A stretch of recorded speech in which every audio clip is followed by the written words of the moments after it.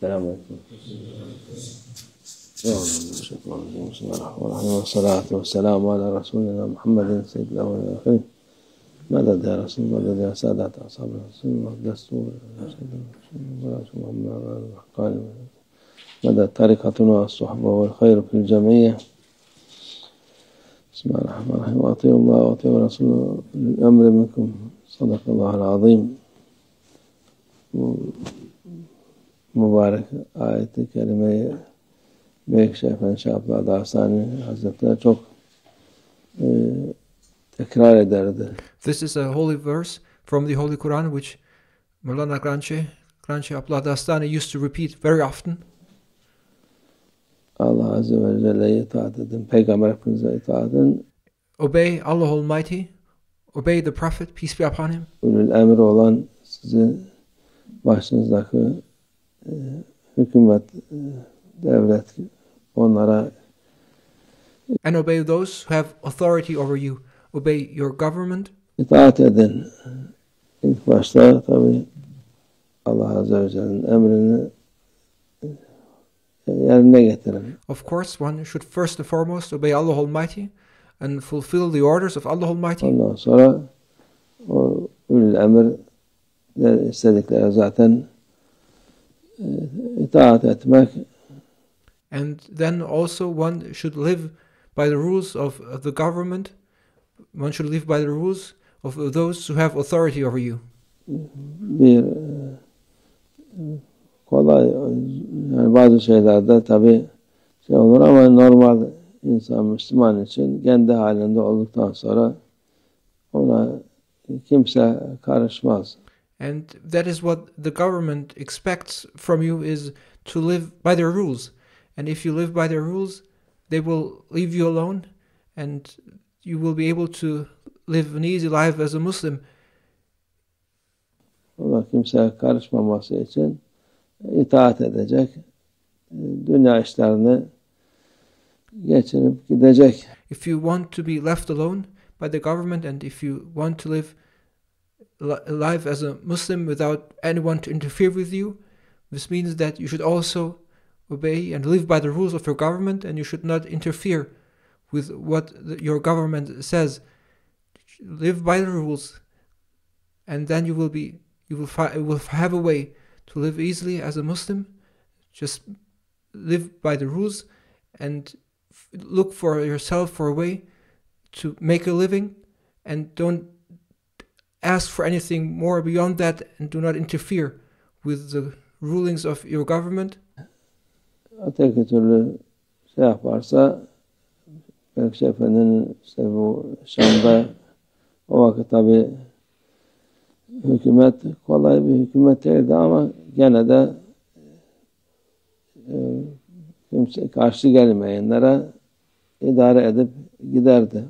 And Maulana Granche Abdullah Dağıstani, he used in Damascus, in Syria, and the government back then, it was not an easy government to live under. Nevertheless, if you just followed their rules, they would leave you alone and you could live a life as a Muslim. Başka kendilerini tehlikeye atıp başkalarını da tehlikeye atmaya ihtiyaç olmaz. There's no need and there's no requirement to throw yourself and others into danger by interfering with the affairs of the government, by not obeying the government. Onun için itaat edip dünya için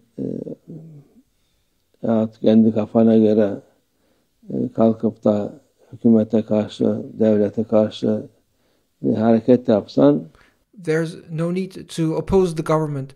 There's no need to interfere with the affairs of the government for the sake of worldly affairs. Zaten o makbul değil.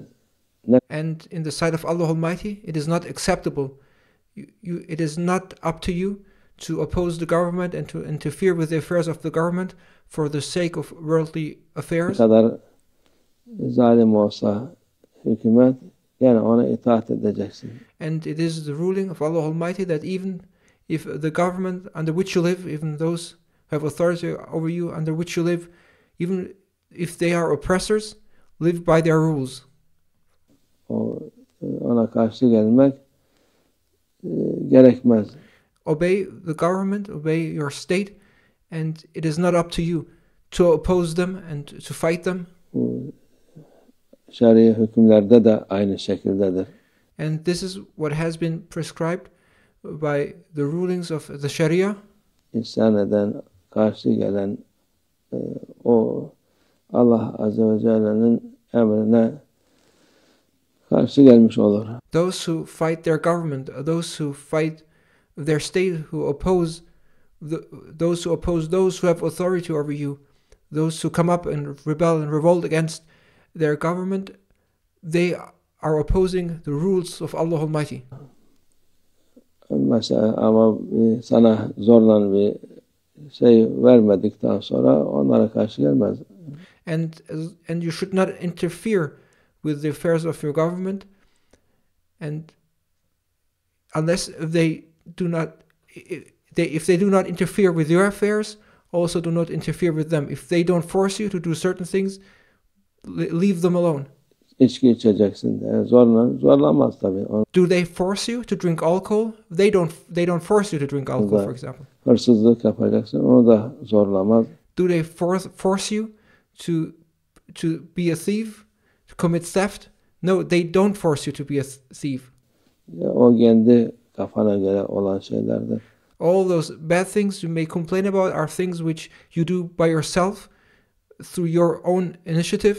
Ona itaat zaten gerekmez ona.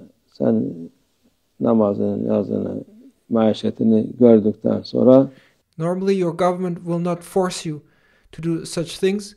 They will leave you alone as long as you play by their rules, as long as you do not interfere with them and follow their rules. And this is what we should be doing. Live by the rules of your government and be a Muslim. Find a way of living for yourself. Emre karşı fitne yapma, ona karşı gelme. Do not oppose your government. Do not oppose those who have authority over you. Do not rebel and do not come up against them. Do not cause corruption or discord or fitna against them. Kendilerine akıllı zannedip bazı insanlar var, hükümete, devlete karşı geliyor. There are some people who think of themselves to be clever ones, and they oppose and they fight against their governments. They rebel, protest against their states. Ondan sonra da kendine musibet oluyor, kendine zarar oluyor.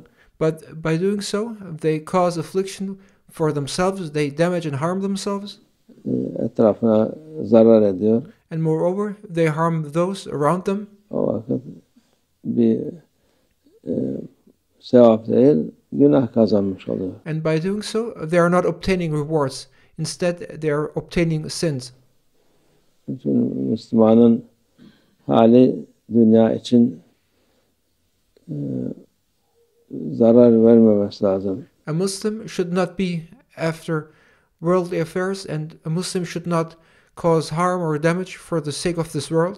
Dünya için verilen zarar Allah Azze ve Celle katında makbul değildir. Allah Almighty does not accept you as a Muslim to do harm or damage for the sake of this world. Ona günah sayılır. If you cause harm and damage, it is a sin.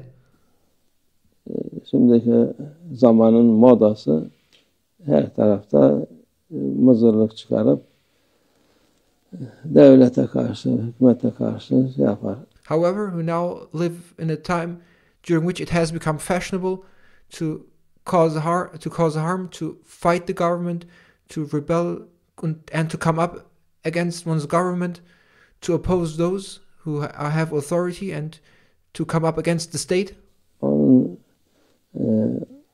bir faydası yok. But there is no benefit in doing so. Zararı var. There's only harm and damage in it.